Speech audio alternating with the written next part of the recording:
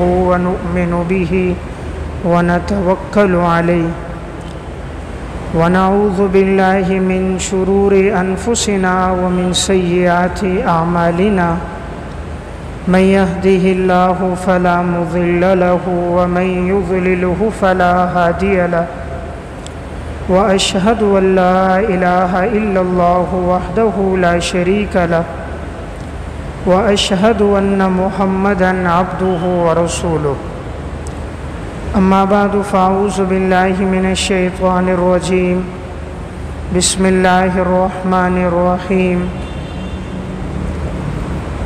ما كان محمد أبا أحد من رجالكم ولكن رسول الله وخاتم النبيين وكان الله بكل شيء عليما وقال النبي صلى الله عليه وسلم فضلت على الأنبياء بست أوتيت جوامع الكلم ونصرت بالرعب وأحلت لي الغنائم وجعلت لي الأرض مسجدا وطهورا وأرسلت إلى الخلق كافة وختم بي النبيون رواه مسلم وقال النبي صلى الله عليه وسلم إن مثلي ومثل الأنبياء من قبلي كمثل رجل بنى بيتا فأحسنه وأجمله إلا موضع لبنة من زاوية فجعل الناس يطوفون به ويعجبون له ويقولون هلا وزعت هذه اللبنة قال فأنا اللبنة وأنا خاتم النبيين رواه البخاري وقال النبي صلى الله عليه وسلم سيكون في أمتي 30 كذابون كلهم يزعم أنه نبي وأنا خاتم النبيين لا نبي بعدي رواہ الترمذی صدق اللہ العظیم۔ میرے انتہائی واجب الاحترام قابل صد احترام بھائیوں، دوستوں اور بزرگوں،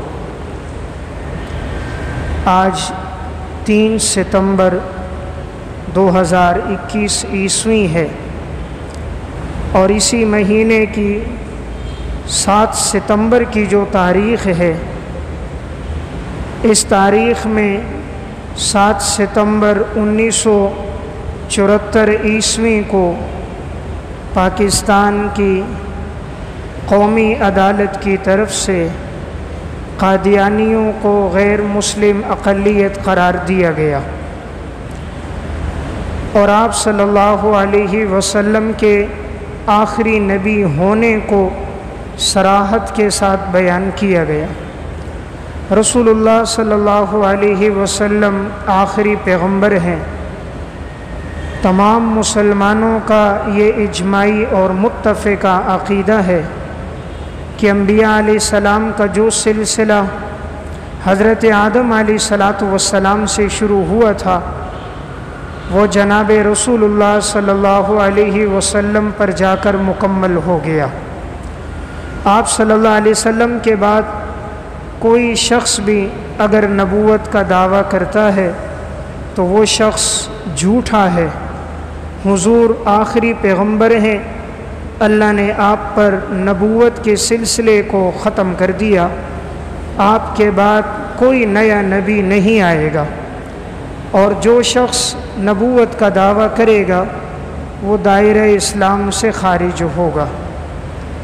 قرآن کریم کی لگ بھگ 100 آیات ایسی ہیں جن میں اللہ تعالیٰ نے آپ صلی اللہ علیہ وسلم کی ختم نبوت کو بیان فرمایا، اور احادیث مبارکہ میں 200 سے زائد روایات ہیں جن میں رسول اللہ صلی اللہ علیہ وسلم نے اپنی ختم نبوت کا تذکرہ فرمایا۔ قرآن کریم کی یہ آیات اور احادیث مبارکہ کا ذخیرہ، اسی طرح حضرات محدثین کے اقوال، علماء سلف کے اقوال، فقہاء کرام اور متکلمین کے اقوال کو جمع کیا ہے حضرت مفتی اعظم پاکستان مفتی محمد شفیع صاحب رحمۃ اللہ علیہ نے اپنی کتاب ختم نبوت میں قرآن کریم کے شروع ہی میں اللہ تعالیٰ نے آپ صلی اللہ علیہ وسلم کے آخری پیغمبر ہونے کو بیان فرمایا۔ جب متقین کے 5 اوصاف بیان فرمائے تو ان اوصاف میں ایک وصف یہ تھا، والذین یؤمنون بما انزل الیک وما انزل من قبلک وبالآخرۃ ہم یوقنون۔ ایمان والے لوگ وہ ہیں جو آپ پر ایمان لے کر آتے ہیں اور جو آپ سے پہلے نازل کیا گیا اس پر بھی ایمان لے کر آتے ہیں اور وہ آخرت پر یقین رکھتے ہیں۔ تو قرآن کریم کے شروع میں بیان فرما دیا گیا جو آپ پر اور آپ سے پہلے نبیوں پر ایمان لاتے ہیں، اگر حضور کے بعد کسی نبی نے آنا ہوتا تو قرآن کریم میں یہ تعبیر ہوتی وما انزل من بعدک، آپ کے بعد جو نازل کیا جائے گا اس پر بھی ایمان لے کر آئیں، لیکن پورے قرآن میں ایسی کوئی تعبیر نہیں۔ قرآن نے یہی اسلوب اختیار کیا ہمیشہ کہ جو آپ پر ایمان لائیں اور آپ سے پہلے نبیوں پر جو نازل کیا گیا اس پر ایمان لائیں وہ مسلمان ہیں۔ تو قرآن کریم نے شروع ہی میں آپ کی ختم نبوت کو بیان فرما دیا۔ اللہ رب العزت ارشاد فرماتے ہیں ما کان محمد ابا احد من رجالکم ولکن رسول اللہ وخاتم النبیین، کہ آپ مردوں میں سے کسی کے والد نہیں ہیں، آپ اللہ کے رسول ہو اور آخری پیغمبر ہو۔ اللہ رب العزت قرآن کریم میں ارشاد فرماتے ہیں الیوم اکملت لکم دینکم واتممت علیکم نعمتی ورضیت لکم الاسلام دینا، ہم نے دین کو مکمل کر دیا، اپنی نعمت کی تکمیل کر دی اور ہم تم سے دین اسلام پر راضی ہو گئے۔ قرآن کریم کے بعد احادیث مبارکہ کے ذخیرے میں بھی جناب رسول اللہ صلی اللہ علیہ وسلم نے اپنے آخری پیغمبر ہونے کو بیان فرمایا۔ آپ نے فرمایا فضلت علی الانبیاء بست، مجھے تمام انبیاء علیہ السلام پر فضیلت دی گئی 6 چیزوں کی وجہ سے۔ اعطیت جوامع الکلم، مجھے جوامع الکلم عطا کیے گئے۔ جوامع الکلم کہتے ہیں الفاظ مختصر ہو، مفہوم میں وسعت ہو۔ مختصر الفاظ میں معانی کے سمندر کو بیان کر دیا جائے اسے جوامع الکلم کہتے ہیں۔ علامہ ابن رجب حنبلی رحمۃ اللہ علیہ نے جامع العلوم والحکم فی شرح 50 حدیثا من جوامع الکلم میں آپ صلی اللہ علیہ وسلم کے ایسے 50 جوامع الکلم ارشادات کو تشریح کے ساتھ جمع کیا ہے۔ دوسری چیز اللہ تعالیٰ نے اپنے پیغمبر کو عطا فرمائی وَنُصِرْتُ بِالرُّعْبِ، اللہ نے میری مدد کی ہے رعب کے ساتھ۔ اللہ نے آپ کو ایسا رعب دیا تھا 1 مہینے کی مسافت پر آپ کا رعب ظاہر ہوتا تھا۔ آپ نے فرمایا وَجُعِلَتْ لِيَ الْأَرْضُ مَسْجِدًا وَطَهُورًا، اللہ تعالیٰ نے میرے لیے ساری زمین کو مسجد بنا دیا اور اللہ نے اس کو پاک بنا دیا۔ پہلی شریعتوں میں حکم تھا کہ عبادت صرف عبادت کی جگہ پر ادا کی جاتی تھی، لیکن اللہ نے شریعت میں آسانی پیدا کی، زمین کا جو حصہ بھی پاک ہو انسان اس پر نماز ادا کر سکتا ہے۔ اور اللہ نے زمین کی مٹی کو پاک بنا دیا کہ اگر پانی موجود نہ ہو تو انسان تیمم کر کے مٹی کے ذریعے سے پاکی حاصل کر سکتا ہے۔ اسی طرح آپ صلی اللہ علیہ وسلم نے فرمایا وَجُعِلَتْ لِيَ الْأَرْضُ مَسْجِدًا وَطَهُورًا وَأُحِلَّتْ لِيَ الْغَنَائِمُ، اللہ نے میرے لیے مال غنیمت کو حلال کر دیا۔ پہلی شریعتوں میں مال غنیمت حلال نہیں تھا، جو مال ملتا اسے پہاڑ پہ رکھ دیتے، آسمان سے آگ آتی اور اسے ختم کر دیتی، لیکن اس امت کے لیے مال غنیمت کو حلال کر دیا گیا۔ وَأُرْسِلْتُ إِلَى الْخَلْقِ كَافَّةً، اور مجھے تمام مخلوق کی طرف پیغمبر بنا کر بھیجا گیا۔ پہلے انبیاء علیہ السلام کوئی ایک شہر، ایک بستی اور ایک قریے کے لیے نبی ہوتا تھا، لیکن رسول اللہ صلی اللہ علیہ وسلم ساری کائنات کے لیے پیغمبر بنا کر بھیجے گئے ہیں۔ آخری بات آپ نے بیان فرمائی وَخُتِمَ بِيَ النَّبِيُّونَ، اللہ رب العزت نے میرے اوپر نبیوں کا اختتام کر دیا، یعنی میں آخری نبی ہوں، میرے بعد کوئی نبی نہیں آئے گا۔ تو آپ صلی اللہ علیہ وسلم نے یہ 6 فضیلتیں بیان فرمائیں، اور اس میں آخری فضیلت آپ نے اپنی ختم نبوت کو بیان فرمایا۔ صحیح بخاری کی روایت ہے، رسول اللہ صلی اللہ علیہ وسلم نے فرمایا، ان مثلی و مثل الانبیاء من قبلی کمثل رجل بنا بیتا فاحسنہ واجملہ الا موضع لبنۃ من زاویۃ۔ میری اور پہلے انبیاء کی مثال اس طرح ہے جیسے کہ ایک محل تعمیر ہو، نہایت خوبصورت محل ہو، لوگ دیکھنے کے لیے آئیں اس محل کو، فجعل الناس یطوفون بہ ویعجبون لہ، لوگ آ کر اس محل کے ارد گرد چکر لگاتے ہیں، گھومتے ہیں، پھرتے ہیں، محل کے نقش و نگار اور خوبصورتی کو دیکھ کر حیرت میں پڑ جاتے ہیں، لیکن ایک اینٹ کی جگہ خالی ہوتی ہے۔ وَيَقُولُونَ هَلَّا وُزِعَتْ هَذِهِ اللَّبِنَةُ، وہ کہتے ہیں یہ ایک اینٹ کی جگہ کیوں خالی ہے، اسے بھی پر کر دیا جائے، محل ایسا خوبصورت بنا ہوا ہے۔ آپ نے فرمایا کہ وہ آخری اینٹ میں ہی ہوں، وہ محل کی آخری اینٹ میں ہی ہوں، یعنی حضور پر نبیوں کی تکمیل ہو گئی، اب قصر نبوت مکمل ہو چکا ہے، اب نہ محل کی کوئی اینٹ کو توڑ کر نکالا جا سکتا ہے اور نہ اس محل میں کسی نئی اینٹ کو داخل کیا جا سکتا ہے۔ آپ صلی اللہ علیہ وسلم کے آنے سے اللہ رب العزت نے اس محل کی تکمیل فرما دی۔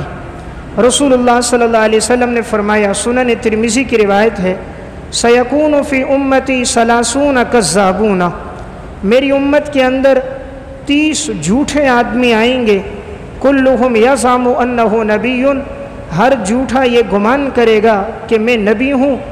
آپ نے فرمایا وَأَنَا خَاتَمُ النَّبِيِّينَ لَا نَبِيَّ بَعْدِي، میں آخری پیغمبر ہوں اور میرے بعد کوئی پیغمبر، کوئی نبی نہیں ہوگا۔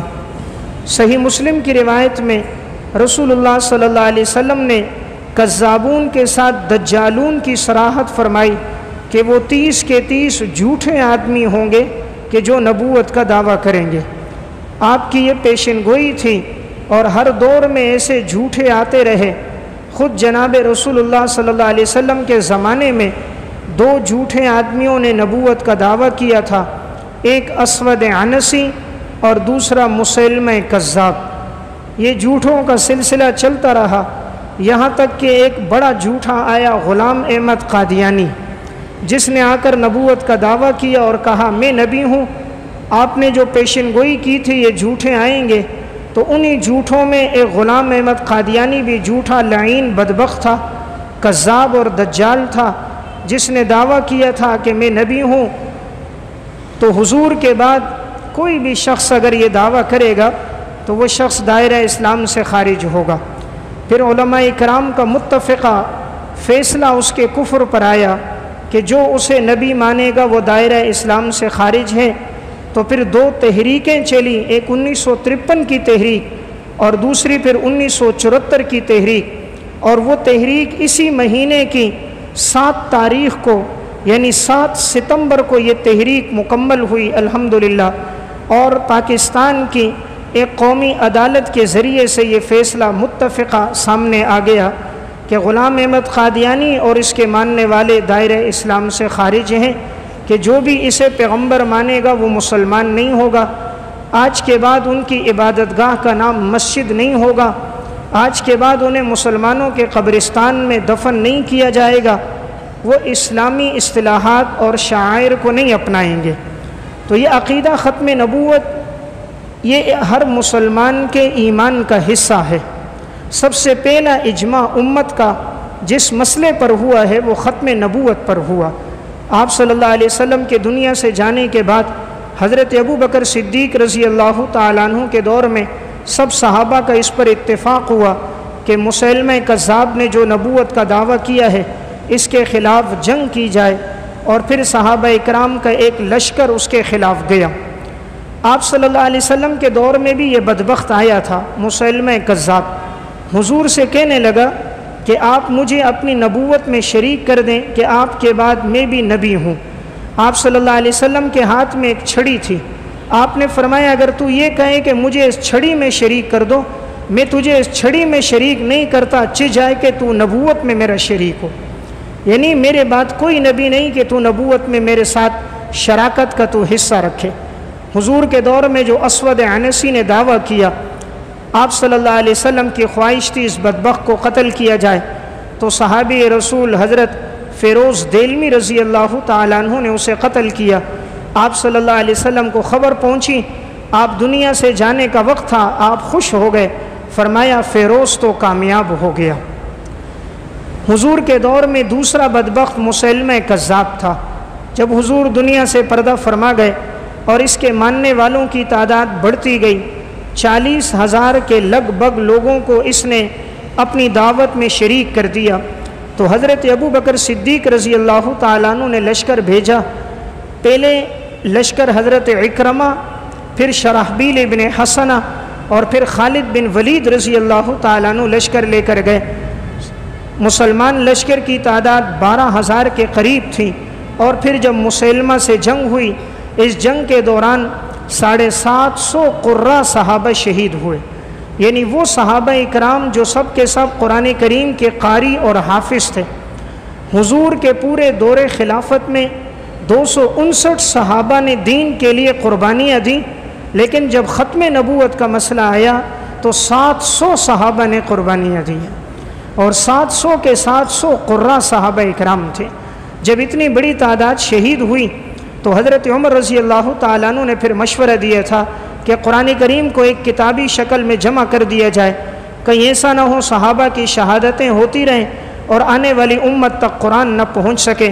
تو حضرت ابو بکر صدیق رضی اللہ تعالیٰ عنہ نے پھر قرآن کریم کو ایک مصحف میں جمع کیا تھا۔ اس جنگ میں 70 بدری صحابہ بھی شہید ہوئے تھے۔ کل صحابہ اکرام جو شہید ہوئے ان کی تعداد 1200 کے لگ بھگ بنتی ہے، اور مسیلمہ کذاب کے لشکر کے جو لوگ مارے گئے ان کی تعداد 22,000 بنتی ہے۔ اور مسیلمہ بدبخت یہ حضرت وحشی رضی اللہ تعالیٰ عنہ کے ہاتھوں جہنم رسید ہوا، اور اللہ نے اس فتنے کو ختم کر دیا۔ مسیلمہ کذاب جب اس نے نبوت کا دعویٰ کیا تھا تو رسول اللہ صلی اللہ علیہ وسلم نے ایک صحابی حضرت حبیب بن زید رضی اللہ تعالیٰ عنہ کو اس کی طرف بھیجا تھا۔ یہ واقعہ علامہ ابن عبد البر رحمۃ اللہ علیہ متوفہ 463 ہجری نے الاستیعاب فی معرفت الاصحاب میں، اور علامہ ابن اسیر جزری رحمۃ اللہ علیہ متوفہ 630 ہجری نے اسد الغابہ فی معرفت الصحابہ میں ان کے ترجمے میں لکھا ہے کہ جب یہ مسیلمہ کے پاس گئے اور اسے جا کر نبوت کی دعوت دی، مسیلمہ کہنے لگا کیا تم مجھے نبی مانتے ہو؟ انہوں نے کہا نہیں، آپ صلی اللہ علیہ وسلم کے بعد کوئی نبی نہیں۔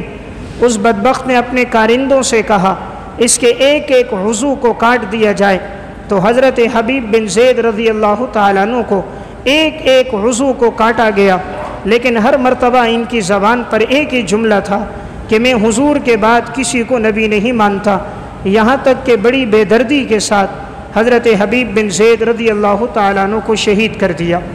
تو سب سے پہلی جو قربانی دی ہے گویا ختم نبوت کے لیے وہ حضرت حبیب بن زید رضی اللہ تعالیٰ عنہ نے دی، اور سب سے پہلا اجماع صحابہ کا اسی مسئلے پر ہوا ہے۔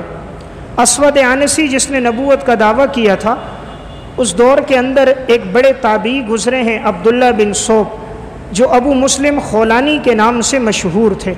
ان کا واقعہ امام ابو نعیم اصفہانی رحمۃ اللہ علیہ نے حلیۃ الاولیاء میں ذکر کیا ہے۔ ابو نعیم اصفہانی ان کے پاس گئے، انہیں دعوت دی، بجائے اسود عنسی ایمان لانے کے اس ظالم نے کہا تم مجھے نبی مانتے ہو؟ کہا میں بہرا ہوں، تمہاری بات نہیں سنتا، مقصد تھا میں ایسی باتوں کی طرف دھیان نہیں دیتا جو جھوٹی باتیں اور بکواس ہوں، حضور آخری پیغمبر ہیں۔ اس ظالم نے آگ لگا دی اور آگ بھڑکائی، اور حضرت ابو مسلم خولانی کو اس آگ میں ڈال دیا، لیکن اللہ کا کرنا آگ تو اس وقت تک جلا نہیں سکتی جب تک آگ کے پیدا کرنے والے رب کا حکم اس کے جلانے کا نہ ہو۔ تو آگ نے حضرت ابو مسلم خولانی کے ایک بال کو بھی نہیں جلایا۔ اسود عنسی کے کارندوں نے جب یہ دیکھا تو اپنے جھوٹے پیغمبر سے کہا کہ راتوں رات اس کو نکال دو۔ صبح لوگوں میں یہ بات مشہور ہو گئی تو لوگ اسے سچا جان کر جس پیغمبر کی یہ دعوت دے رہے ہیں آپ صلی اللہ علیہ وسلم کی اس پر ایمان لے آئیں گے، تو انہوں نے راتوں رات انہیں ملک بدر کر دیا۔ حضرت ابو مسلم خولانی رضی رحمہ اللہ وہاں سے چلے اور مدینہ پہنچے۔ جیسے مسجد نبوی میں آئے، انہوں نے اپنی سواری کو باہر باندھا ایک ستون کے پیچھے آ کر یہ نماز پڑھ رہے تھے۔ حضرت عمر رضی اللہ تعالیٰ عنہ آئے، حضرت ابو عمر رضی اللہ تعالیٰ عنہ نے انہیں دیکھ کر سلام کیا، انہوں نے جواب دیا۔ انہوں نے دیکھا ایک اجنبی آدمی ہے، پوچھا کیا تم جانتے ہو یمن کے اندر جس شخص کو آگ میں ڈالا تھا اللہ کے دشمن اسود عنسی نے، اور اللہ نے آگ سے انہیں محفوظ رکھا، وہ کون ہے؟ انہوں نے کہا اس کا نام عبداللہ بن صوب ہے۔ حضرت عمر رضی اللہ تعالیٰ عنہ کو اللہ نے فراست عطا فرمائی تھی، کہا میں تمہیں قسم دیتا ہوں کیا تم ہی وہ شخص تو نہیں ہو جس کو آگ میں ڈالا گیا اور اللہ نے آگ کو گلے گلزار بنا دیا؟ ابو مسلم خولانی خاموش رہے، حضرت عمر سمجھ گئے، فرمایا تم ہی ہو؟ انہوں نے سر ہلایا، ہاں میں ہی ہوں، اس نے مجھے آگ میں ڈالا تھا لیکن اللہ نے آگ کو میرے لیے ٹھنڈا کر دیا۔ حضرت عمر رضی اللہ تعالیٰ عنہ آگے بڑھے، ابو مسلم خولانی رحمہ اللہ کی پیشانی کو چوما، اس کے بعد ان کا ہاتھ پکڑا اور ساتھ لے کر آئے حضرت ابو بکر صدیق رضی اللہ تعالیٰ عنہ کے پاس۔ دائیں طرف حضرت ابو بکر صدیق بیٹھے تھے، بائیں طرف حضرت عمر بیٹھے تھے، درمیان میں ابو مسلم خولانی کو بٹھایا اور یہ جملہ ارشاد فرمایا، اللہ نے اس امت میں ہمیں وہ انسان دکھا دیا جس کے ساتھ اللہ نے ابراہیم خلیل اللہ جیسا معاملہ کیا تھا، جیسا اللہ نے ابراہیم خلیل اللہ کے لیے آگ کو ٹھنڈا کر دیا، اللہ نے اس امت میں وہ انسان ہمیں دکھایا جس کے لیے اللہ نے آگ کو ٹھنڈا کر دیا۔ تو یہ ابو مسلم خولانی وہ تھے جس نے اسود عنسی کو دعوت دی، تو بجائے وہ بدبخت ایمان لاتا انہوں نے اسے آگ میں ڈالا اور اللہ نے اس آگ کو ان کے لیے گلے گلزار بنا دیا۔ تو میں عرض کر رہا تھا عقیدہ ختم نبوت کے تحفظ کے لیے حضرات صحابہ اکرام نے اور سلف نے بڑی قربانیاں دی ہیں، یہاں تک کہ جب یہ تحریک سب سے پہلی چلی تو وہ 1953 کی تحریک تھی، اور جب دوسری تحریک چلی تو وہ 1974 کی تحریک تھی۔ 1953 کی جو تحریک تھی اس میں 10,000 سے زائد مسلمانوں نے قربانی دی اس عقیدے کے تحفظ کے لیے، اور یہ بتلانے کے لیے کہ حضور آخری پیغمبر ہیں، آپ کے بعد جو بھی دعویٰ کرے گا وہ شخص جھوٹا ہوگا۔ اس وقت تک قادیانیت کی تکفیر نہیں ہوئی تھی، تو علماء اکرام نے بھی اور مسلمانوں نے اس کے لیے بڑی قربانیاں دی، یہاں تک کہ اس وقت ایک لائن لگائی گئی، کہا اس سے آگے کوئی بھی نہیں بڑھے گا۔ مسلمانوں کا جلوس نکلا تھا اور آگے نوجوانوں کی صفیں تھیں، لائن لگائی گئی، جو آگے بڑھا تو گولیوں کے ذریعے سے اسے چھلنی کر دیا جائے گا۔ نوجوانوں کی ایک صف آگے بڑھی، وہ گولیاں چلاتے رہے، وہ پوری صف شہید ہو گئی۔ دوسری آگے بڑھی، وہ سب گولیاں چلاتے رہے، وہ شہید ہو گئی۔ تیسری صف آگے بڑھی، وہ سب کی سب شہید ہو گئی۔ اس 1953 کی تحریک میں 10,000 مسلمانوں نے عقیدہ ختم نبوت کے تحفظ کے لیے قربانی دی۔ اس سے اندازہ کیا جا سکتا ہے کہ یہ عقیدہ کتنی اہمیت کا حامل ہے کہ ہر دور کے اندر حضرات صحابہ نے اور ان کے بعد حضرات سلف نے قربانی دی۔ یہی 1953 کی تحریک چل رہی تھی، اور اس تحریک کے دوران ایک بارات گزر رہی تھی، اور بارات کے اندر دولہا بھی تھا، اس کی والدہ بھی موجود تھی۔ دیکھا کہ مسلمان سارے سڑکوں پہ جمع ہے اور ختم نبوت کا نعرہ لگا رہے ہیں۔ اس عورت نے پوچھا یہ لوگ کیوں جمع ہیں؟ کہا یہ لوگ عقیدہ ختم نبوت کے تحفظ میں جمع ہیں۔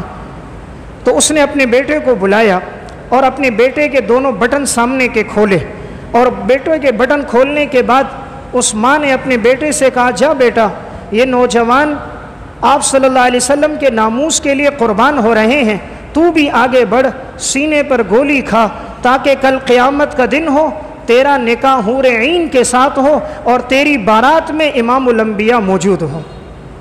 اس ماں نے اپنے بیٹے کے بٹن کھولے اور اپنے بیٹے کو آگے بھیجا، یہاں تک کہ وہ بیٹا آگے بڑھتا گیا اور اس کی شہادت ہو گئی۔ تو میں عرض کر رہا تھا کیا ایمان تھا اس دور کی ماؤں کا، اور کیا ایمان تھا اس دور کی نوجوان نسل کا بھی۔ 1953 ہی کی تحریک چل رہی تھی، ایک نوجوان کالج سے آیا ہوا تھا، ہاتھ میں کتابیں تھیں، انہوں نے کہا کوئی آگے نہیں بڑھے گا، سب کو قتل کر دیا جائے گا، سب جاؤ معافی مانگو، پیچھے ہٹ جاؤ۔ یہ نوجوان آگے بڑھتا ہی جا رہا تھا، یہاں تک کہ گولی لگی اس کی ران میں اور یہ زخمی ہو گیا۔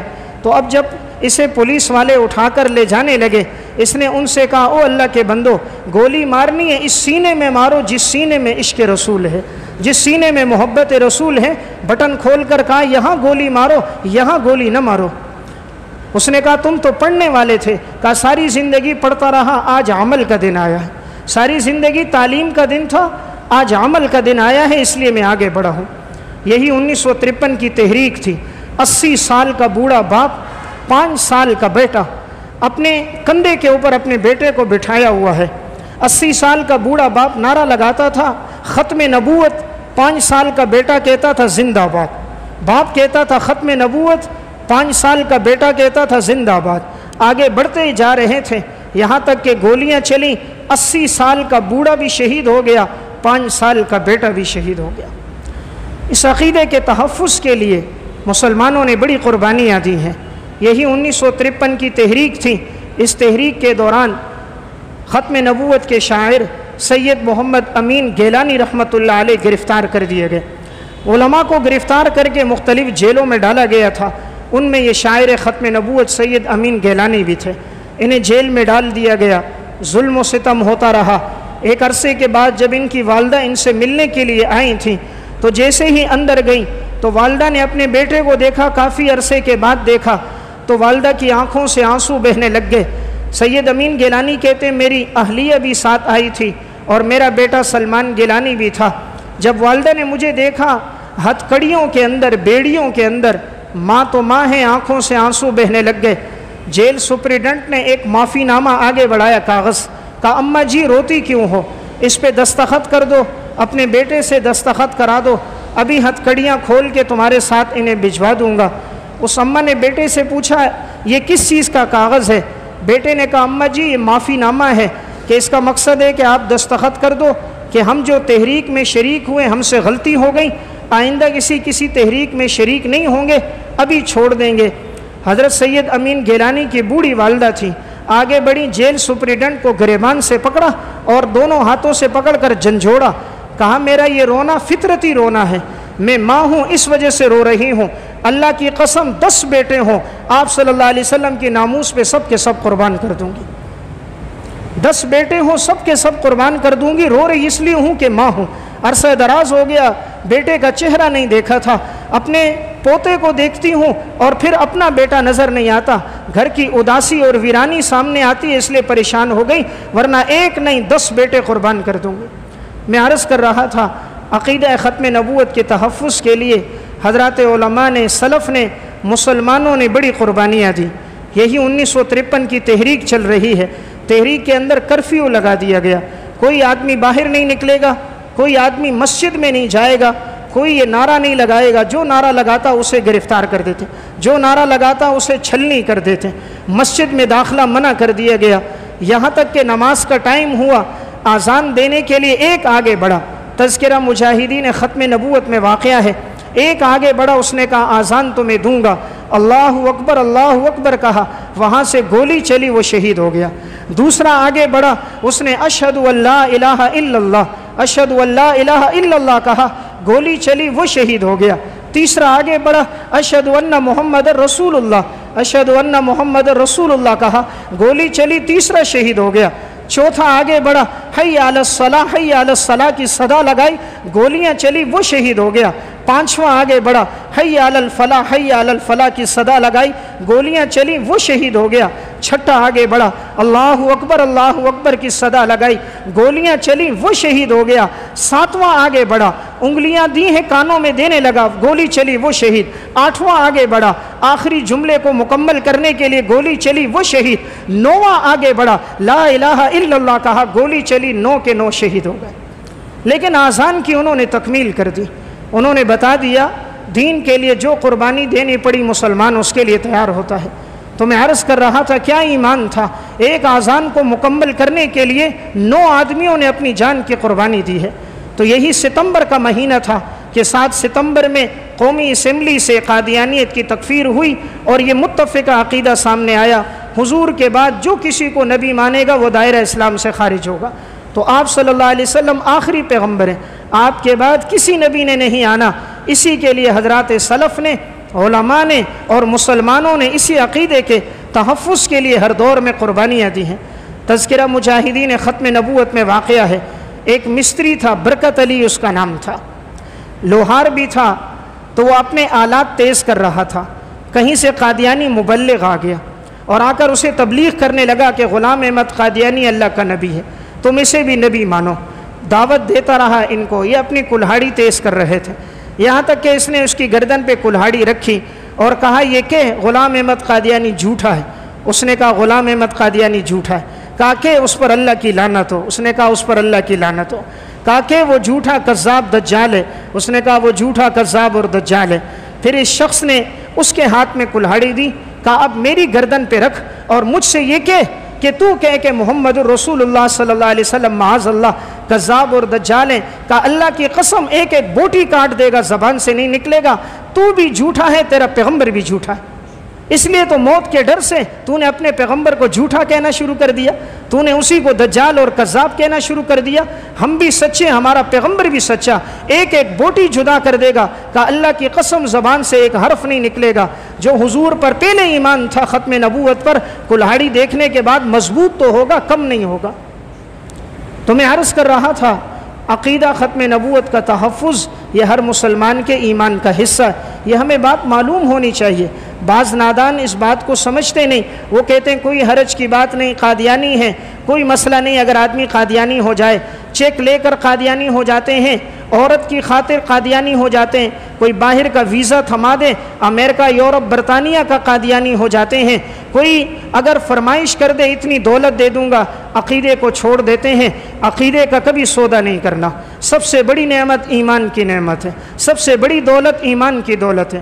ہمارے پاس تو اور کچھ نہیں، ایک جناب رسول اللہ صلی اللہ علیہ وسلم کی شفاعت کی امید ہے، یہی ایک امید ہے، اعمال تو کچھ نہیں۔ کل قیامت کے دن یہ کہیں گے یا رسول اللہ ہم نے آپ کو آخری پیغمبر مانا، اس کے تحفظ کے لیے ہر قسم کی قربانی دی ہے، اور یہی ہمارے لیے ایک بنیادی سہارا تھا۔ تو میں عرض کر رہا تھا کبھی بھی مادیت، دولت، پیسے، عورت کی وجہ سے انسان اپنے عقیدے کو کبھی نہ چھوڑے۔ قبر میں جو سوال ہونا ہے وہ من ربو کا، وہ من نبیوں کا، اور ما دینوں کا سوال ہونا ہے۔ تیرا رب کون ہے، تیرا نبی کون ہے؟ معاذ اللہ اگر کوئی آپ صلی اللہ علیہ وسلم کے بعد کسی کو مانے گا تو وہ جھوٹا ہوگا، تو قبر بھی برباد ہے، دنیا بھی برباد ہے، اور آخرت بھی برباد ہے۔ حضرت امیر شریعت حضرت مولانا عطا اللہ شاہ بخاری صاحب رحمۃ اللہ علیہ ساری زندگی ختم نبوت کا تحفظ کرتے رہے۔